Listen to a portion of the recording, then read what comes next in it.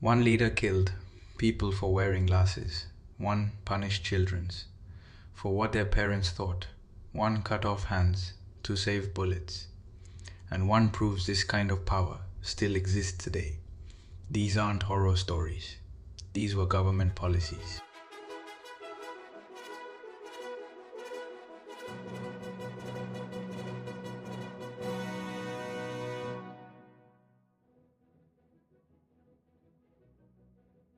Coming in at number 10, Sheikh Hasina. She came to power as her father was assassinated, but she survived.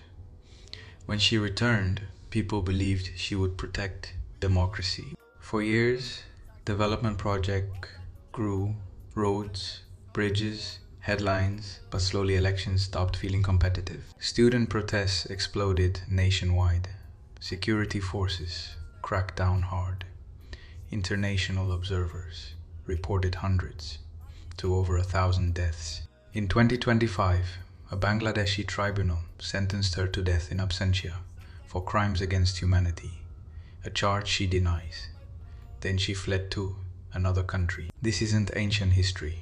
This is modern power, refusing to let go. Coming on number 9, Than Shwe. Shwe was a retired Burmese military officer who served as the de facto leader of Myanmar from 1992 to 2011. He held multiple key positions, including chairman of the State Peace and Development Council and commander-in-chief of the Defense Services, effectively ruling the country as a military dictator. Given his early association with the brutal put-downs of the Karen independence and pro-democracy movements, it is not surprising that Than Shwe showed little regard for human rights during his tenure as Burma's supreme ruler. On the 30th of March 2011, Than Shwe stepped down as the ruler of Myanmar and retreated further from the public eye. His hand-picked successor, President Thein Sein, has initiated a series of reforms and has opened Myanmar to the international community to a surprising extent since he took office. Coming in on number 8, Nicolae Ceausescu. He was a Romanian communist politician and dictator who led Romania from 1965. He pursued a policy of political repression. At home, Nicole's rule became synonymous with severe authoritarianism. His secret police, the Securitate, enforced pervasive surveillance and censorship. In December 1989, anti-government protests in Timisoara spread nationally. After the army defected, Ceausescu and his wife fled Bucharest, but were captured and executed by firing squad on Christmas Day.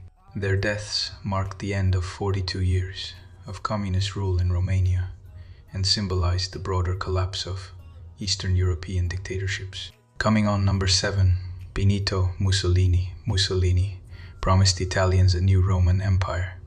Benito Mussolini was an Italian politician, journalist, and the founder of the National Fascist Party. He ruled Italy as its fascist dictator from 1922 to 1943 and led the Italian Social Republic until his execution in 1945.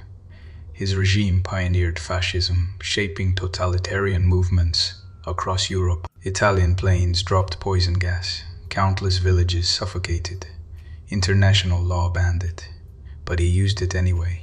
The man who wanted glory died hanging in a public square. Military defeats and domestic discontent led to Mussolini's ousting in July 1943. Rescued by German forces, he headed the puppet Italian Social Republic in northern Italy.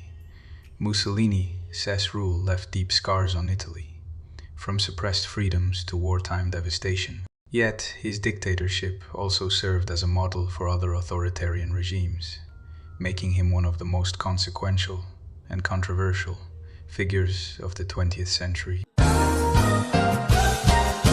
Over 3 decades, Trujillo turned the Dominican Republic into a personal fiefdom, characterized by militarization, censorship, and surveillance. He orchestrated the infamous 1937 Parsley Massacre, in which thousands of Haitians were killed along the border. Coming in on number 5, Idi Amin.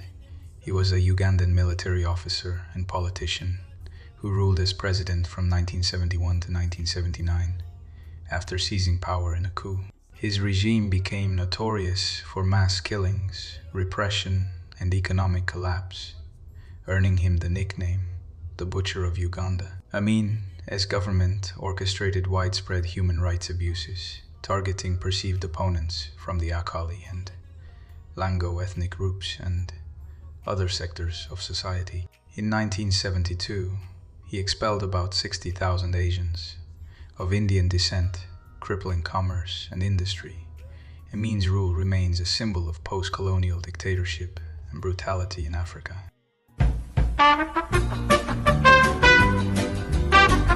Kim Il-sung didn't control actions, he controlled reality. Radios locked, portraits of him mandatory.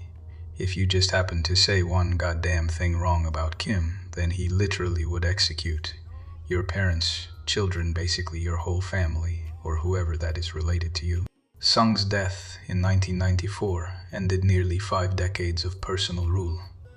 His son, Kim Jong-il, succeeded him, cementing the first hereditary communist dynasty. The 1998 constitution named Kim Il-sung eternal president, institutionalizing his cult of personality as the ideological foundation of the North Korean state. Next one on this list is Pol Pot. He was a Cambodian revolutionary and politician who led the Khmer Rouge regime from 1975 to 1979.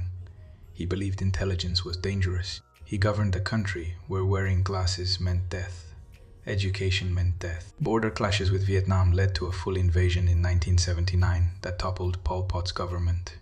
He fled to the jungle along the Thai border, continuing a weakened insurgency with Chinese and Western backing against the new Hanoi supported regime. Coming in on number 2, Leopold II.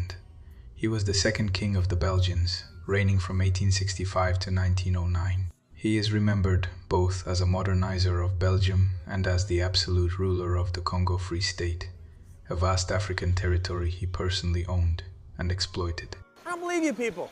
Huh? What do you mean, you people? What do you mean, you people? Huh? His Congo regime became notorious for extreme violence and forced labor, causing millions of deaths and prompting an international humanitarian outcry. He held black children held hostage, so parents worked faster. If the black folks missed a quota, they lost a hand. And now the person who topped this list is Mao Zedong. He was a Chinese political leader who founded the People's Republic of China in 1949. As chairman of the Chinese Communist Party until his death, he transformed China's political, social, and economic landscape through radical campaigns that reshaped the 20th century. Mao's push to rapidly industrialize China through forced collectivization and backyard steel production caused a catastrophic famine. Misreported harvests, poor agricultural practices, and food mismanagement led to an estimated 30 to 45 million deaths, the worst famine in human history. Peasants were forced to abandon farming for industrial tasks, and some resorted to eating bark, rats, and, in extreme cases, human flesh. None of these leaders started as monsters. They were trusted, cheered, defended, and that's how nightmares begin, quietly, before they scream.